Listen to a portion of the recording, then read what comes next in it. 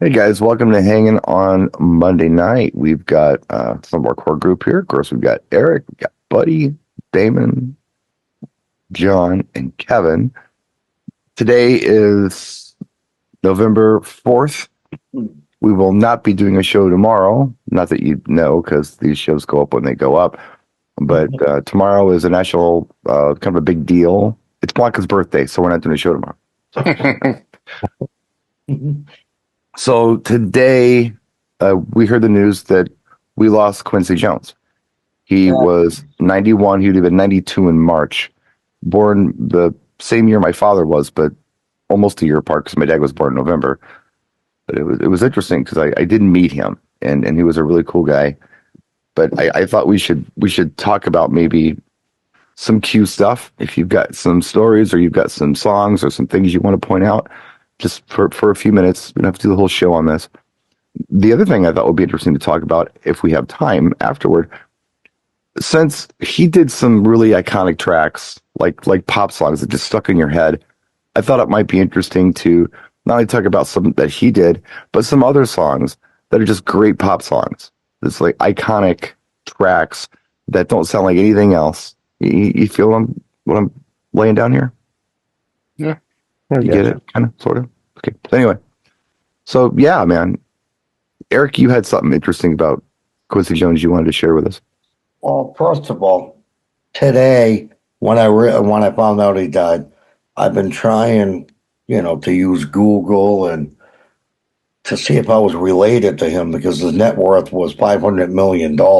Yeah. Right. And How'd that work out for you? I figured we were tied somehow, but I'm still working on it. Yeah. But he was best known for, he was known for a lot of stuff. And you can't narrow down what he was best known for because everything he did was gold.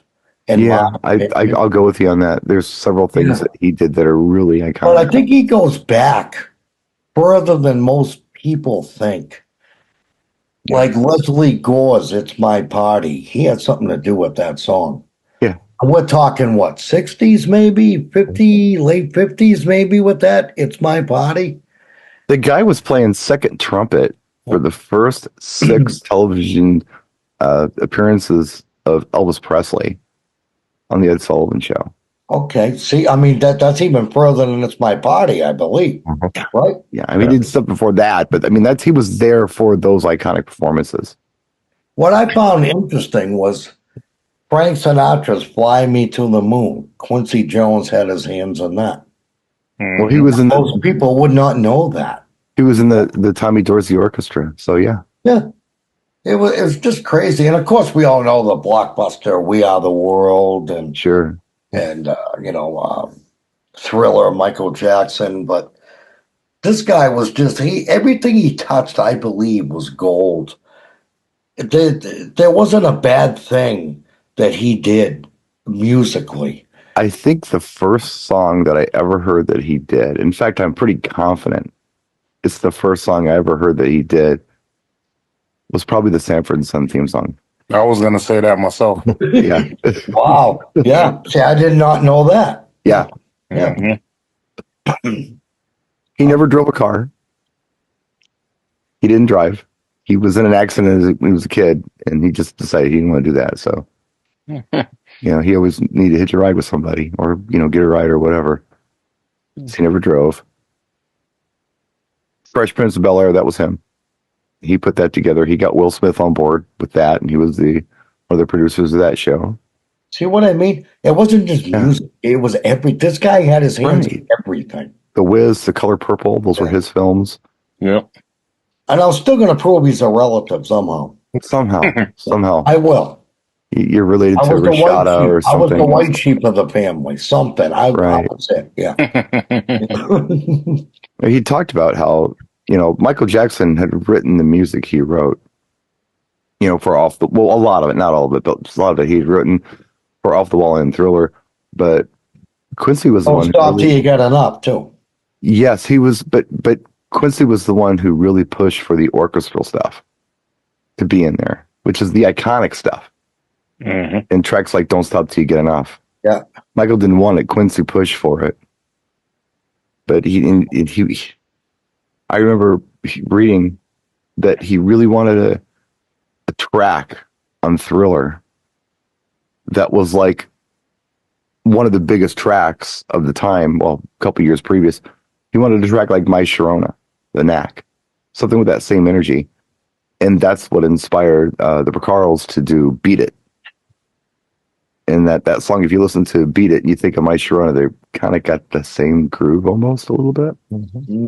But yeah, he was looking for that kind of stuff. But yeah, I don't know. I thought it would be an interesting thing to talk about on the top of the show if anybody had anything. Can I just add one more quick thing before you move on? Of course. I know this is a quick show, but the song, a lot of you know it, and Brian, you and I were talking about it a little earlier, is Just Once. It was in the 80s. And I remember owning the 45, and it was a red label. I don't know if it was was A&M a label or yeah, that was it was red. Albert's label. Yeah. It was red. I remember the label on the 45, and it was Just Once, and it said Quincy Jones. Sure.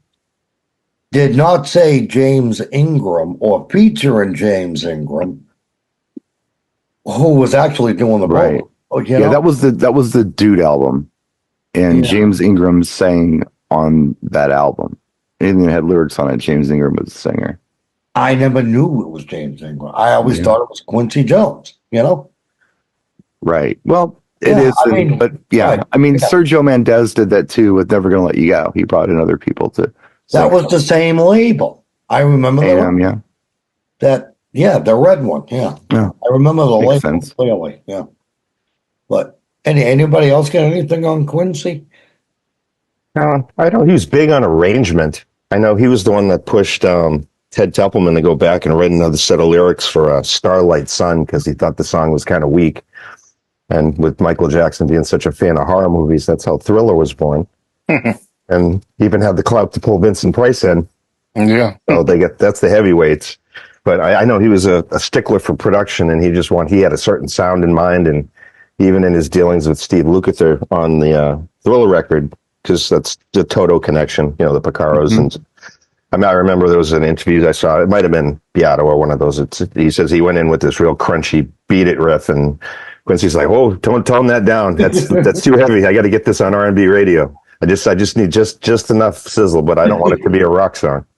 So he really did have a finger on being involved. He wasn't just keyboard pusher in the recording room. He was really more hands on, and I think a lot of him shined through a lot of those recordings because he had a vision, like the orchestration, like you say, from off the wall, like the stuff he just knew that had to be there because that fit the time period, and that got it on the radio, and that's made those massive hits that we got out of that. He was a genius. Yeah. Well, I can tell you this firsthand. He was just a cool guy.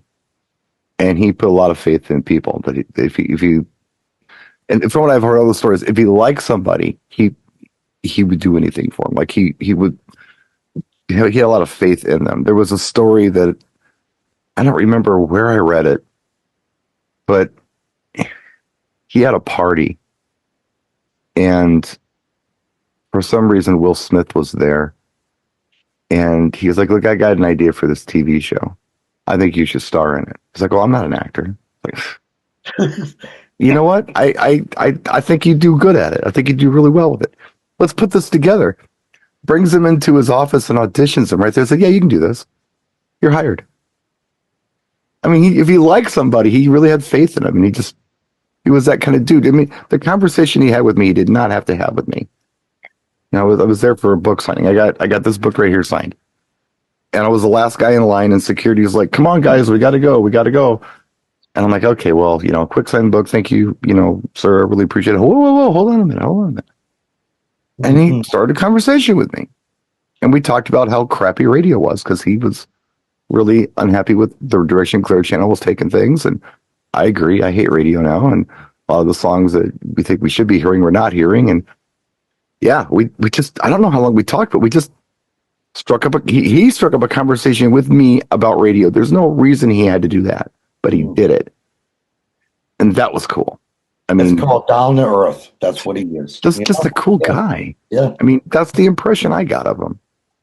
And in every story I hear about him, he was just that guy who would step in and, yeah, How I long think you can do ago this. was that book signing, by the way?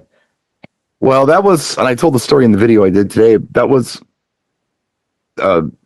February or January 19th of 2009. And what was really interesting about this was that a few days later, on my way home, I missed my flight in Phoenix Sky Harbor.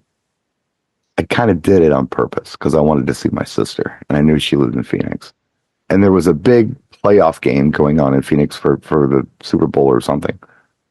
So there were like no connecting flights. I couldn't get a flight for like 2 days because everybody was in town for this game. So I called my sister. I went to her house. She had to work the next day. So I was home or at her house on the computer, and I set the TV on, and it was inauguration day for Barack Obama. So I'm watching it, and there's bleachers like stage left. I don't know if you guys remember this, but it was all Black American icons in those bleachers. It was Jesse Jackson, it was Aretha Franklin, whoever you think of was in that bleachers. But I was just freaking out because there's the guy I was just talking to sitting right there, Quincy Jones, with like the rock star seat during this, historic inauguration thing. And then afterward, all the news channels wanted to talk to Quincy Jones. They weren't trying to talk to Jesse Jackson. They weren't trying to talk to Aretha Franklin. They wanted to hear what Quincy had to say about this. And that's when it occurred to me that this is a busy guy in demand.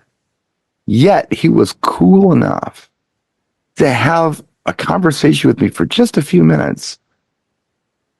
He didn't have to do it, but he did it. And it really made an impact on me, Not only was it neat that he did that, but I'm just thinking to myself, I'm not too good to talk to anybody.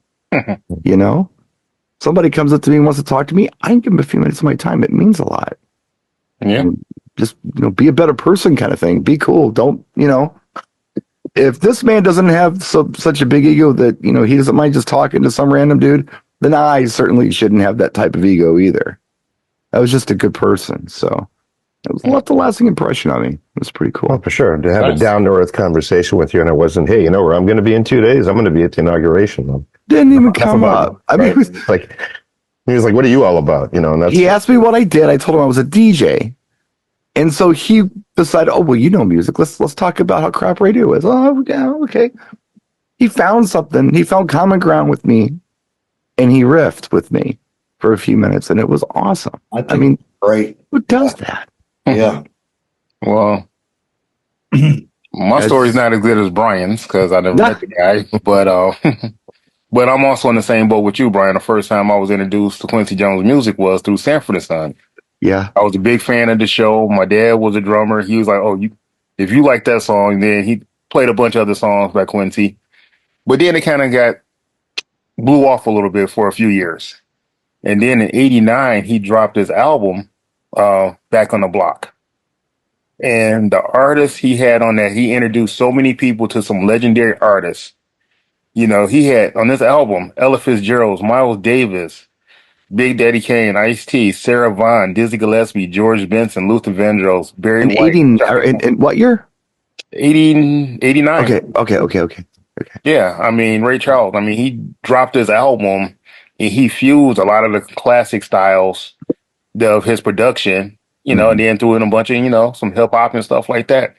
And that album was nuts. Some of my favorite songs are still on that album to this day. The album went multi-platinum too, so it was just like, that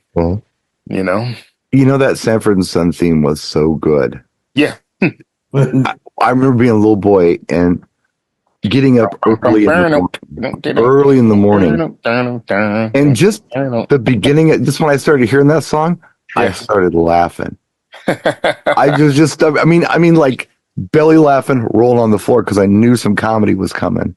Yep. But the song itself was kind of funny, or it just set the mood for the show. He just nailed it with that. Okay, you dummy. Yeah, no, it was a period piece. It sounded very much like everything going on in the 70s, and it fit. Yeah, early 70s. It fit the sound. I don't think so. That like what he did with Austin sounded... Powers when he was doing like the British callbacks, and he did that that song for the Austin Powers movie there. I mean, it was a comedy song. I mean, if you watch comedy movies, the harmonica and the way it was played and just the arrangements. And there were no words to that theme either. It was no music, right? Yeah. Dun dun dun dun dun dun dun dun dun. Yeah. You dummy. You big dummy. just bouncy and fun. I mean, yeah. Also, that song, it kind of fit the way the opening credits were, because it was like you heard the song and you see this old beat up truck, and it just fit. It just fit. For some reason, that song sounded like the truck almost going down the road. Hokey truck, yeah. Right. Then it's like a big junkyard, right? It looked like a junkyard, right? Or yeah. But that song, you could just hear that song being played out of that truck, just like cruising down the street. You can almost hear the squeaky suspension rolling down. Yeah. Exactly. So yeah. I mean, you've got to be really good to capture that. Yes. It just, of course, he did the song and they put the video to the song, but it doesn't matter. He captured the essence of it. He saw the vision. He had the vision. You know, this is a guy from St. Louis. He's thinking blues. He's thinking, that kind of thing, the old school R&B stuff. I mean, way back, and but kind of funny, and just brilliant. Yeah, brilliant. Buddy's eyes are moving around a lot. It's like chasing a fly around the room. He's looking at me. Oh, is that what it is? All my chins. He's. So, yeah, I thought it might be interesting to talk about some of the other songs that just have these hooks in them that are great pop songs. And I don't know if you guys can think of anything that's just... There are songs that have to grow on you, but there are some songs that out of the gate, they're just amazing. They don't have to be Quincy Jones now, right? No, but just songs of that caliber, and it's interesting to try to come up with what they could be. Of course, I'll give you one right now, right out of the gate. Axel F. Yeah, that's got that good and fun and catchy. And you think it dun dun dun dun dun dun, dun, and that's all you can hear the rest of the day after you hear that song on the radio. It's got a hook, right? It's just Because I think that's what Quincy Jones was really good at was the hook. When you think about it. He had great key changes and stuff too, but man, a lot of hooks in his tracks. Even that Sanford and Son theme song, there are multiple hooks in that song. And it's a short little track, but he's got like a dozen different hooks in that song. This too heady for you guys? No, I think they're all thinking now, right? I mean, anything with a hook. It don't have to be Quincy, but. No, the one I was actually thinking about, because I was thinking about you, Eric, and you had talked about this, and I'm with you on this. The track More Today Than Yesterday by Spiral Staircase. I love that song. That's got a fantastic hook in it. It's got multiple hooks. It's a great pop song. And then, well, I mean, it won't go away because it keeps popping up somewhere in my life, and that would be Prince's Little Red Corvette was another one that on the first listen, it was like, what is this? This is amazing. Right. Then you see the video and it's like, it gets even better. I think a lot of people, they mistake a hook for its chorus. It could be anything. Right. But like everybody remembers the chorus of every song and they think that might be the hook. And it could be. Oh, I got crazy outside the box one. Yeah. Sure. I don't know. It's actually in the song. It's called The Hook by Blues Traveler. I don't even know it. I don't know it. You'll know it if you heard it. Yeah. Oh. You've heard it a million times. It's You just hear the harmonica alternative from beige. you hear the harmonica from him. And, yeah. I mean, he's even talking about it in the song, so I thought that was sort of interesting. I have It another was one. kind of like breaking the fourth wall. They're like talking about the hook brings you back and Yeah. singing about the song he's singing. It's I can think of another one. I think Quincy Jones was involved in it. He may have been. Give Me the Night, George Benson. Ooh, that's a good one. And That had a I think great he was. hook in it. but this, Did he? this- I don't know. no, I don't know if he was a I don't know producer. if he had anything to do with it. He might have, but I just love that. Give Me the Night. It had a great hook in it. But George Benson, Yeah. he On was Broadway, everything he did was great. Yeah. on Broadway. Was interestingly enough goes back to Quincy Jones again Yeah. because I remember hearing this and I don't remember where I heard it, but George Benson talks about how Quincy Jones influenced him when he did that remake, because it's a remake. On Broadway is an old song. And he said that back in the old days, there were like, how do you describe it? Like one note bars, and then it became like a 2-note bar thing with new pop music.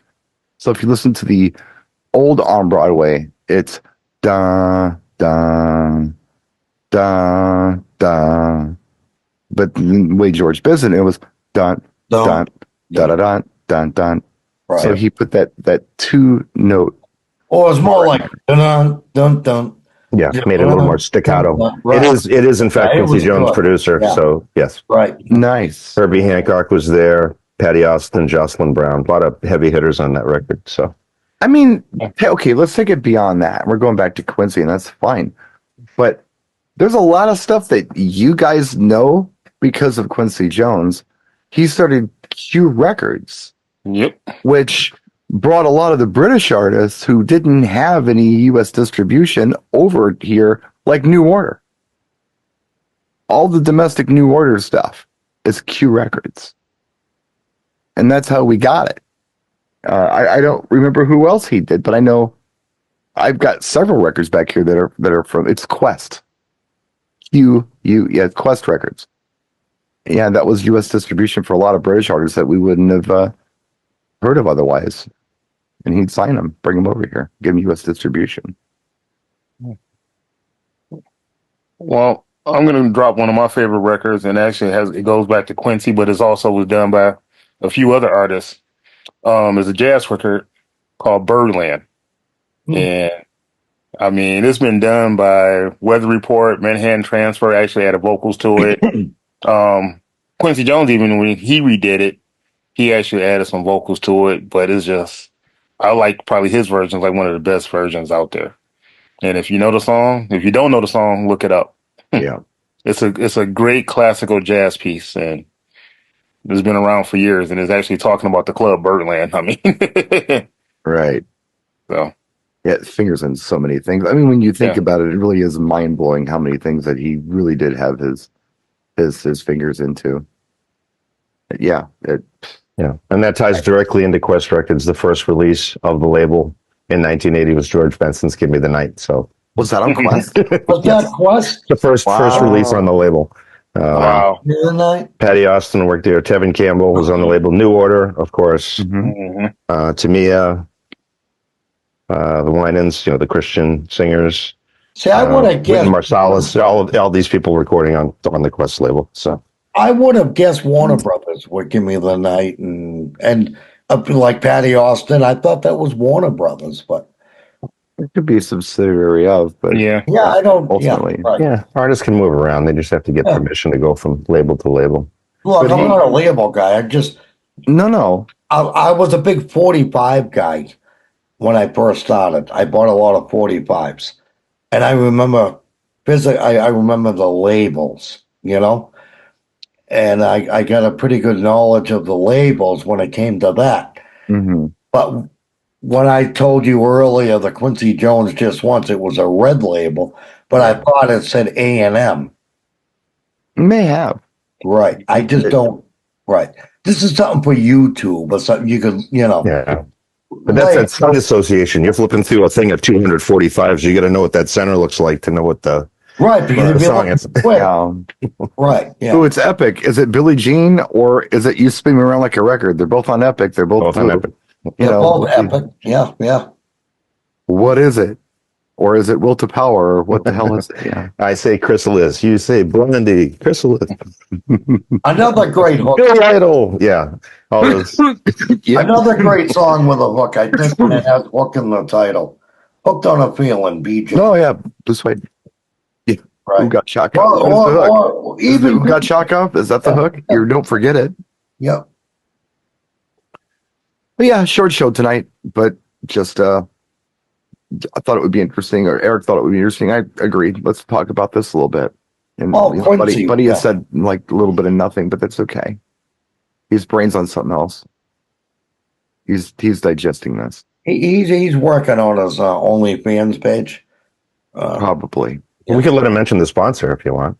That's a good idea. You could do that. Yeah. So thank you to one of our sponsors, DJ Event Planner. You can learn all about DJ Event Planner by looking in the description of this video and clicking on the link, as well as some of our other sponsors.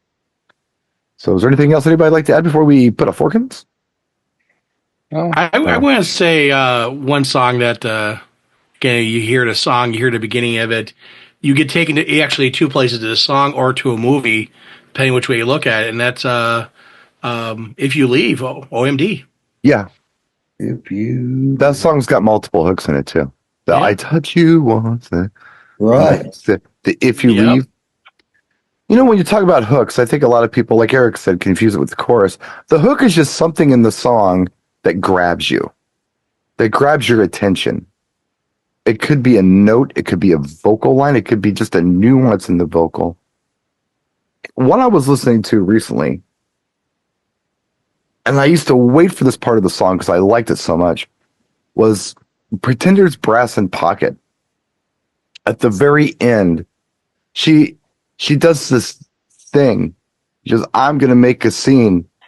And the way she says, nobody else here, is like, nobody else. Oh, yeah. And it was like, I waited for that. Yeah. That was a hook for me. So there are, just little nuances in songs that can be hooks. It can be an intro. It can be something in the chorus. It could be something really small, but the hook is just what, like when you're fishing, it's the bait that drags you in. And I think the hook might be different for a lot of people. Oh my God, you just brought up something now. You just brought me another. There's a song that, like you just said, it's the way she said it. Yeah. That drew you to it. Yeah. And this was a 70s song, I think. Is it Emotions? It's the slow one. Aerosmith. No, not that. I can't think of Rolls Royce. Samantha sang, right? Yeah, right? Like, anybody know any verses to that? Yeah, it's not the Bee Gees Emotions one. It's a different. No, it's another one. And I heard it on the 70s on Sirius XM the other day. And I'm like, God, I never knew she sang it. Like this one word, and I'm trying to remember the word. It was just the way she said it. Anyway, that's another show. I think about tracks like Supertramp's The Logical Song. I mean, the song's full of hooks. That dun dun dun boom. I mean, that's a hook. But there's this little part at the end of the chorus where he says, "Please tell me who I am," and he just that for some reason was a hook for me. That I am, the way he sang it and the notes he hit there. I was just waited for that part of the song to come. But that song has multiple hooks in it. The one I've talked about to exhaustion almost. Barry Gibb produced Frankie Valli's Grease. Yeah. Like it or not, the song's got 17 freaking hooks in it. You could take that song, dissect it, and make 17 different songs out of it with good hooks. Yep. And each one one solid hook. track. One with a hook for I know me. what it is. Go ahead, Kevin. My hook is going to be something that's going to get stuck in your head till Christmas. I'm going to go with Mariah Carey. All I Want for Christmas is You. Kevin, shut up. It's too early to talk about that song. I'm sorry I said go ahead, Kevin. I'm always a troublemaker. Hey, My, Yes, you my are. pumpkin's not even off the porch yet. Right. It is Samantha Sang. Yeah. The song I was Oh, was talking Samantha about. Sing Emotions? Sure, that's And it's another very emotion, good track. right. Yeah. And it's the way she says, wherever you go. It's just the way she says, In the bridge. right. And She whispers it. wherever. You gotta have to listen to the song. Yeah, it's She almost whispers it. It's like a But it's whisper the way thing. she says wherever you go. But it's the word wherever. And I'm like, God, I never heard it spoken like that. I Grabs like you it. though. Yeah, it's like wherever. It was sexy. I don't know what it was. Oh yeah, she's About very it. bedroom voice whispering it when she Yeah. says it. Wherever you go. And I'm like, wow. Now I'm gonna have to listen to that later. All right. Mhm. We'll play after class.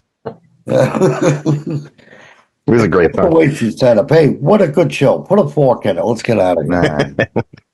All right, fork it is, folks. We'll see you next time. Thank you for tuning in. And I don't know. Don't take any wooden nickels. Good advice for you. Don't forget to vote. We'll see you next time. Well, they've already voted. This show isn't going to be seen until until probably the next election. Congratulations to the winner. Yeah. And whoever wins and whoever loses, we're all still, as far as I'm concerned, we're all still friends. We're all still family. So, Yep. And we're all in the same boat. So it don't matter. yeah.